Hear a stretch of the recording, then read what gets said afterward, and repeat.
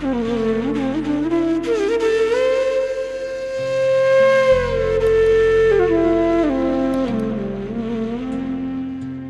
देर खड़े होते हैं भिक्षा के लिए? लिखा है कि स गो दोहन मात्रम ही गृहेषु गृह मेधिना। एक सीधी साधी गाय का दूध निकालने में जितना समय लगता है उतनी देर ही किसी गृहस्थ के द्वार पर भिक्षार्थ खड़े होते हैं। कितना समय लगता है एक गाय का दूध निकालने में? गाय यदि सीधी हो तो शास्त्र कहता है 6 से 7 मिनट लगता है। तो कहने का तात्पर्य 7 मिनट से ज़्यादा किसी गृहस्थ के द्वार पर जो भिक्षा के लिए भी नहीं खड़े होते, ऐसे श्री सुखदेव जी महाराज राजा परीक्षित के सामने 7 दिन तक बैठने को राजी हो गए। इसका मतलब श्रोता के अंदर कुछ क्वालिटी तो थी, या फिर उसके प्रश्नों में दम था। क्या प्रश्न पूछा है राजा परीक्षित ने? अतः पृच्छामि संसिद्धिं योगिनां परमं गुरुं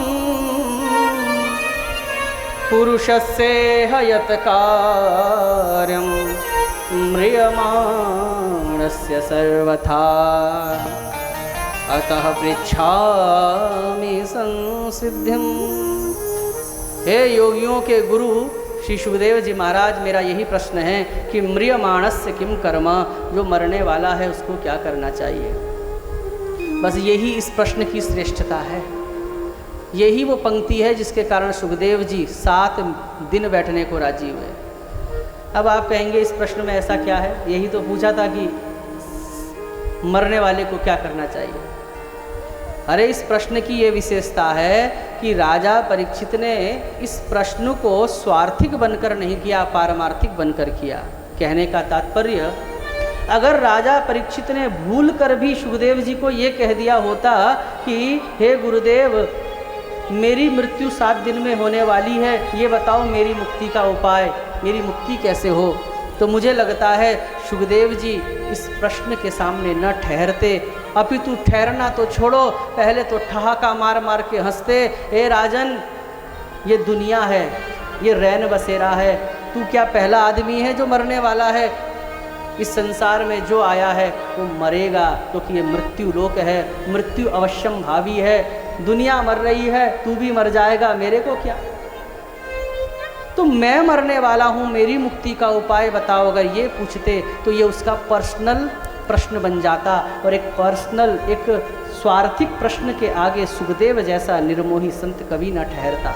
लेकिन प्रश्न थोड़ा घुमा के पूछा गया है, म्रियमाणस्य किम कर्म, जो मरने वाला है उसको क्या करना चाहिए। मतलब राजा परीक्षित ने हम सबको साथ में लेकर प्रश्न पूछा है, क्योंकि मरने वाले केवल राजा परीक्षित नहीं हैं, मरने वाले तो हम सब हैं।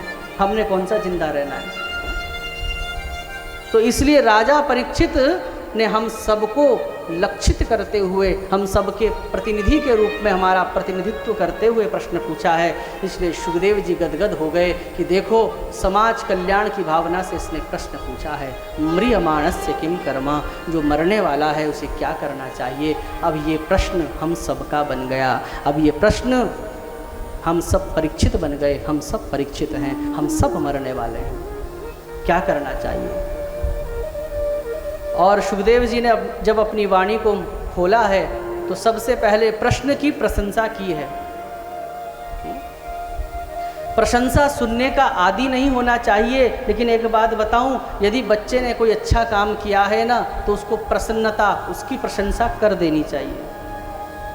क्योंकि अगर कोई अच्छा काम करने पर आप अपने बच्चे को प्रोत्साहित नहीं करेंगे ना, तो फिर बच्चा आगे और अच्छा करने के लिए प्रोत्साहित नहीं होगा। इसलिए अच्छे नंबर लाया है, 2 हाथ मार दो बेटा, बहुत अच्छा किया है, उससे उत्साह बढ़ता है।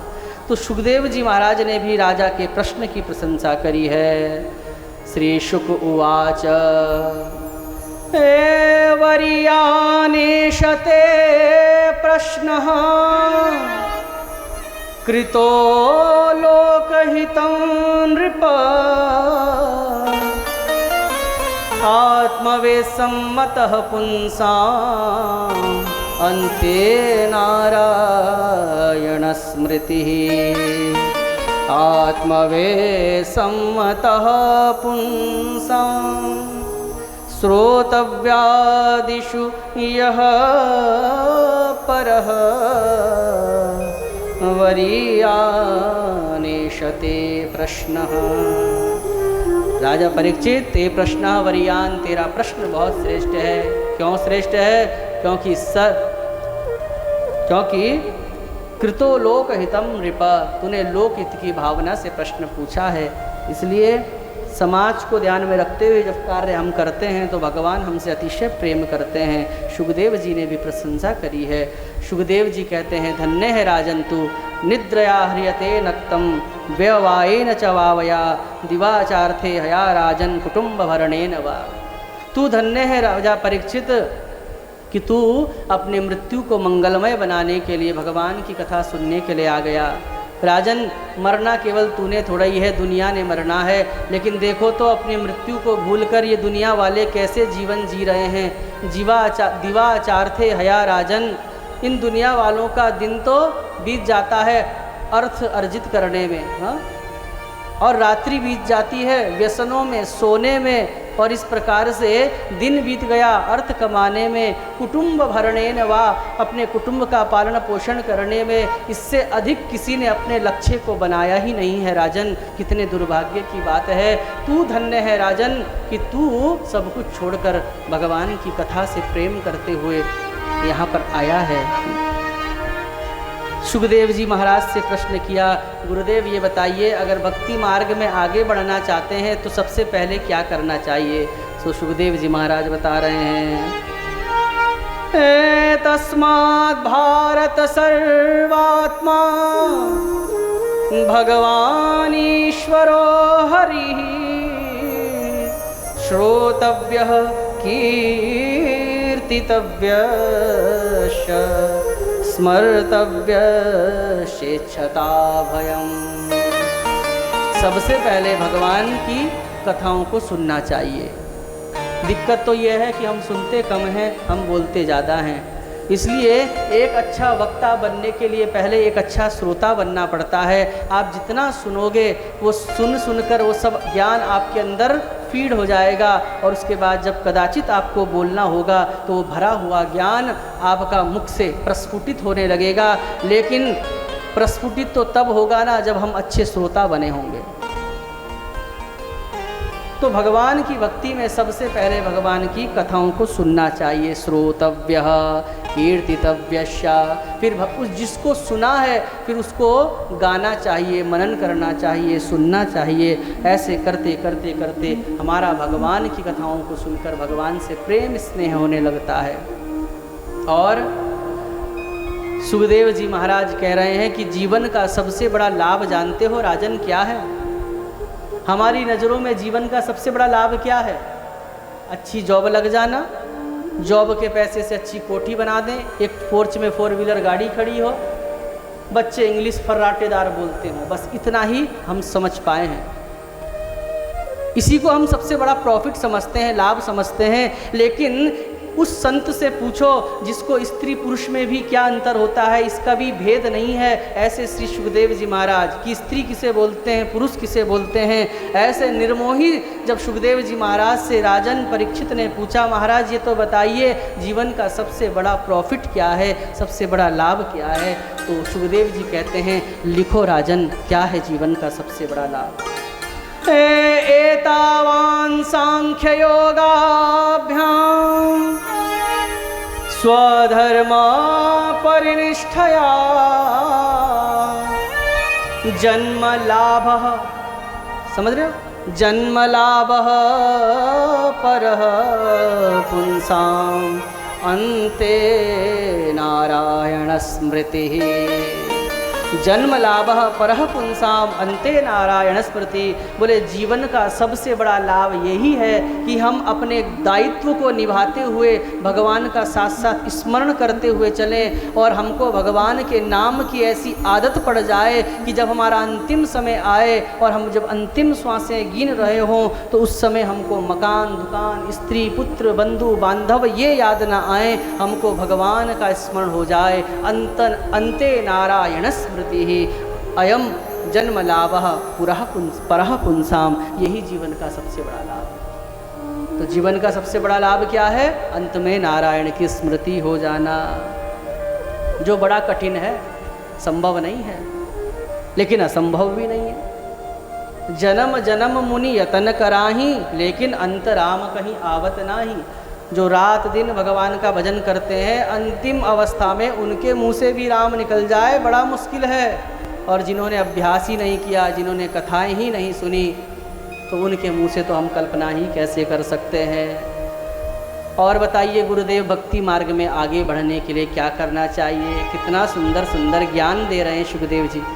श्री शुक उवाच राजन, जितासनो जितश्वासो जितसंगो जितेन्द्रियः स्थूले भगवतो रूपे मनः संधारयेद्धिया। भक्ति मार्ग में सबसे पहले अपने आसन को जीतो। जितासनो, क्योंकि आसन को नहीं जीतेंगे तो कथा सुनने जब आएंगे तो फिर कभी पैर ऐसे करेंगे, फिर कभी पैर ऐसे करेंगे, फिर थोड़ा बाहर उठ के जाएंगे, फिर थोड़ा टहल कर जाएंगे। कितने शब्द कथा के छूट जाएंगे और कितने गूढ़ अर्थों से आप वंचित रह जाएंगे। इसलिए जो उपासना शब्द है ना, ये कोई व्रत से संबंधित नहीं है। उपासना शब्द का अर्थ होता है उप आसन, अर्थात भगवान के समीप आसन लगाकर भगवान का ध्यान करने का, भगवान का चिंतन करने का जो प्रयास करता है, अभ्यास है, उसी को उपासना कहते हैं। उपासना। तो इसलिए भगवान के सन्मुख बैठकर थोड़ा आसन सिद्ध करो। पहले 3 मिनट बैठने की प्रैक्टिस करो, फिर 4 मिनट, 5 मिनट, 6 मिनट। आजकल के लोग बैठ नहीं पाते क्योंकि कुर्सी में बैठने की आदत होती है, ऑफिस का काम ये सो, तो नीचे पॉलिथी मारकर आजकल तो हम भोजन भी नहीं करते, डाइनिंग टेबल होता है। तो इसलिए नीचे बैठने की आदत बिल्कुल हमारी छूट चुकी है। ये भी एक बहुत बड़ी बीमारी का कारण कहा गया है, क्योंकि इसको सुखासन कहते हैं। जब आप सुखासन में कभी बैठते ही नहीं तो हमारे घर में सुख आएगा कहाँ से? खाना भी अगर नीचे बैठकर खाओ तो वो ज़्यादा आपको लाभप्रद होता है। डाइनिंग टेबल में खाना हम खाते हैं या हम शादी ब्याह में खड़े होके खाते हैं। खड़े होकर सिर्फ कौन खाता है? डंगर खाता है खड़े होकर। पशु को बोल तू बैठ के खा, तो बैठ के थोड़ा ही खाता है, पशु ही खड़ा होके खाता है। लेकिन शास्त्र ने प्रावधान बनाया है खड़े खड़े भोजन करना अशुभता का संकेत है। और मैं जैसा बार बार बता रहा हूँ, हर चीज़ के पीछे साइंस छिपा हुआ है हमारी परंपरा में। तो आप जानते हो खड़े होकर खाने से कितनी बड़ी हानि होती है, क्योंकि जब आप खड़े होकर खाते हो, बैठकर खाते हो, तो फिर आपका जो पेट होता है उसको थोड़ा सा एक आश्रय प्राप्त होता है। तो जो अन्न जाता है तो सपोर्ट इस प्रकार से पोजीशन हो जाती है कि अन्न धीरे धीरे अमाशय में गिरता है, जहाँ पर एसिड होता है, जहाँ पर भोजन पचता है। लेकिन जब हम खड़े होकर भोजन खाते हैं तो हाइट बड़ी हो गई ना, हाइट बड़ी हो गई तो प्रेशर से अमाशय में भोजन गिरता है, थोड़ा ज़ोर से गिरता है। और जब वो ज़ोर से गिरता है तो फिर वहाँ पर जो प्रक्रिया है, जो प्रोसेस चलता है, उसमें विघ्न उत्पन्न होता है। और उसमें विघ्न उत्पन्न होने से व्यक्ति अस्वस्थ रहने लगता है और फिर कई प्रकार की बीमारियाँ व्यक्ति को हो जाती हैं।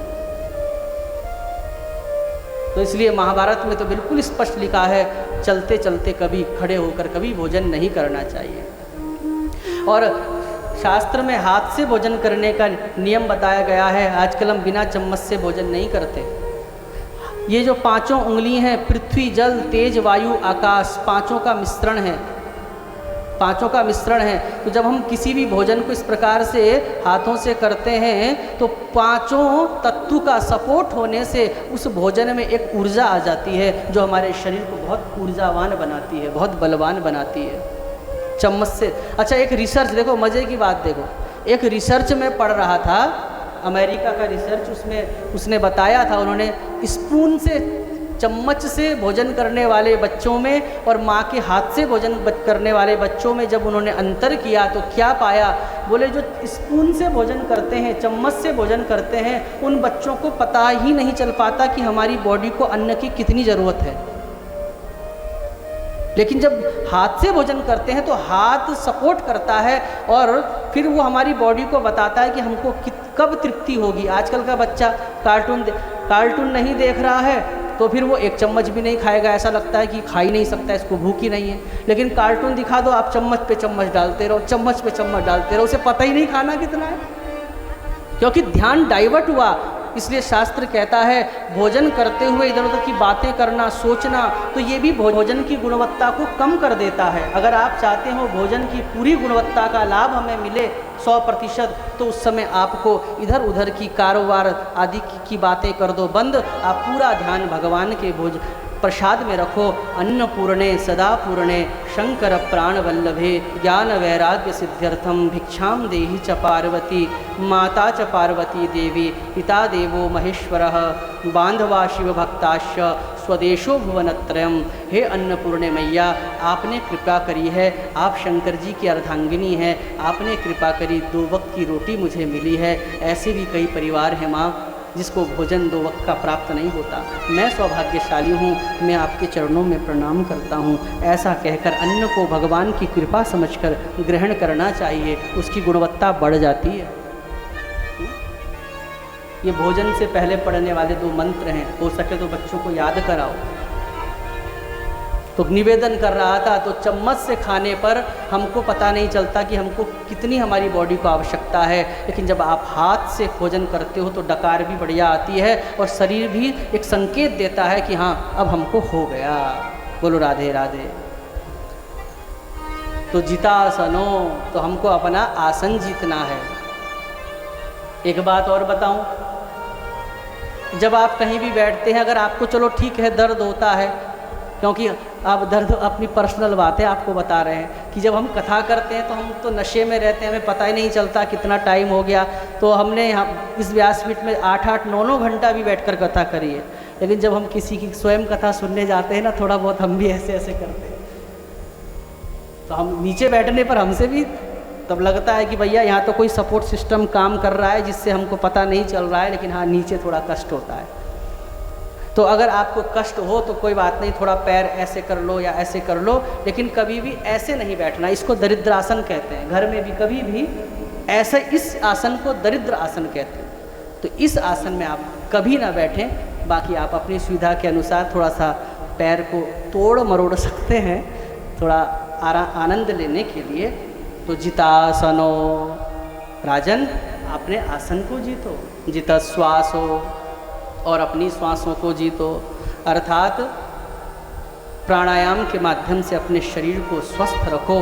क्योंकि श्वास को जीतने का मतलब प्राणायाम से व्यक्ति अपनी आयु को बहुत अधिक बढ़ा सकता है। वायु में बहुत बल होता है। प्रमाण चाहिए, हनुमान जी महाराज कौन है? वायु पुत्र हैं, कितना बल है।